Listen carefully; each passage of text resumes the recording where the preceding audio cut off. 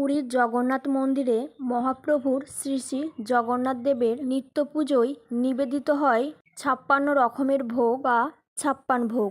এই ভোগ বা প্রসাদের সামান্যতম অংশও যদি কেউ গ্রহণ করতে পারে তাহলে সে নিজেকে পুণ্যবান মনে করে। কথিত আছে মাতা পার্বতী নাকি জগতের সকল সন্তানদের জন্য জগন্নাথ দেবের থেকে স্বয়ং চেয়ে নিয়েছিলেন এই মহাপ্রসাদ।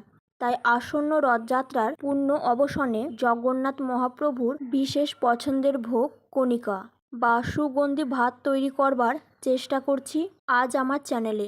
নমস্কার বন্ধুরা, চুমকি রন্ধনশালায় আপনাদের সবাইকে স্বাগত। চুমকি রন্ধনশালা পরিবারের সকল সদস্যদের রথযাত্রার শুভেচ্ছা জানিয়ে শুরু করছি আজকের রান্না। কড়াইতে গরম করে নিচ্ছি 2 টেবিল স্পুন ঘি। ঘি গলে গেলে এর মধ্যে দিয়ে দেব তেজপাতা, দারচিনি, এলাচ, লবঙ্গ আর গোলমরিচ। গোটা গরম মশলার মিষ্টি গন্ধ বের হওয়া পর্যন্ত একটু নেড়ে চেড়ে নেব।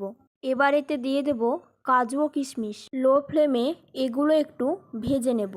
৩-৪ মিনিট পর কাজুগুলো হালকা সোনালি রং ধরবে আর কিশমিশগুলো ফুলে উঠবে। এই পর্যায়ে এবার জল ঝরিয়ে ছাঁকনিতে তুলে রাখা বাসমতি চালটা আমি দিয়ে দিচ্ছি। আর বাসমতি চালটা আমি আধ ঘন্টা আগে ভিজিয়ে রেখেছিলাম, তারপর ছাঁকনির মধ্যে তুলে নিয়ে জলটা ঝরিয়ে নিয়েছি। চালের সাথে বাকি উপকরণ ভালো করে মিশিয়ে নিয়ে অন্ততপক্ষে ৬-৭ মিনিট ভেজে নিতে হবে। গ্যাসের ফ্লেম কিন্তু একদম কমানো থাকবে। আর এখানে আমার চালের পরিমাণ হচ্ছে ২০০ গ্রাম। এই স্টেপটাই কিন্তু তাড়াহুড়ো করলে চলবে না, কারণ চালের মধ্যে ভেজা ভাব থেকে গেলে পরে ভোগ ঝরঝরে হবে না। কড়াইতে ঢেলে দিচ্ছি ২ কাপ জল, অর্থাৎ য কাপ চাল তার ঠিক দ্বিগুণ জল এখানে নিতে হবে। যদি গোবিন্দভোগ চাল এখানে ব্যবহার করেন তাহলে কিন্তু ২ কাপের থেকে একটু জল কম নেবেন। আর এর মধ্যে দিয়ে দেব হাফ টিস্পুন নুন। সব কিছু মিশিয়ে নিয়ে জল ফুটে উঠলে লো ফ্লেমে ঢাকা দিয়ে হতে দেব ৫-৬ মিনিট। ৫-৬ মিনিট পর ঢাকা খুললে বুঝতেই পারবেন চাল কিন্তু অনেকটাই সেদ্ধ হয়ে গেছে। এতে এবার দিয়ে দেব 1/3 কাপ চিনি, 1/4 টিস্পুন দারচিনি গুঁড়ো, হাফ টিস্পুন গরম মশলা গুঁড়ো। সব কিছু সাবধানে একটু নেড়ে নিচ্ছি। ভাত নাড়ার সময় প্রতিবারে কিন্তু খেয়াল রাখতে হবে দানাগুলো যেন ভেঙে না যায়। আবারও ঢাকা দিয়ে হতে দেব আরও ৫-৬ মিনিট। এবার ঢাকা খুললে দেখা যাবে চাল প্রায় পুরোই সেদ্ধ হয়ে গেছে এবং ভাতের মধ্যে জলের ভাব প্রায় নেই বললেই চলে। এবার ওপর থেকে ছড়িয়ে দিচ্ছি 1 টেবিল স্পুন ঘি।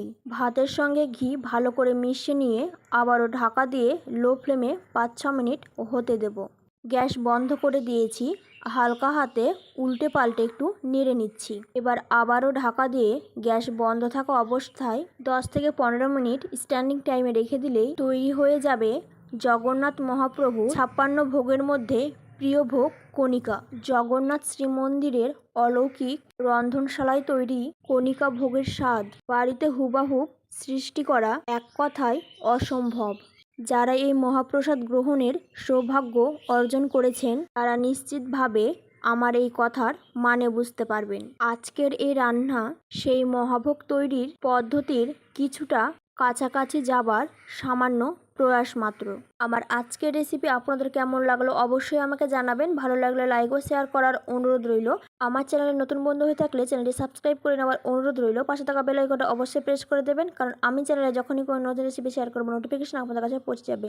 আজকের মতন এই পর্যন্ত, আবার হাজির হয়ে যাবো নতুন কোনো রেসিপি নিয়ে। ভালো থাকবেন, সুস্থ থাকবেন, ধন্যবাদ। আর আবারও পবিত্র রথযাত্রার অনেক শুভেচ্ছা রইল। দেখা হচ্ছে পরের এপিসোডে।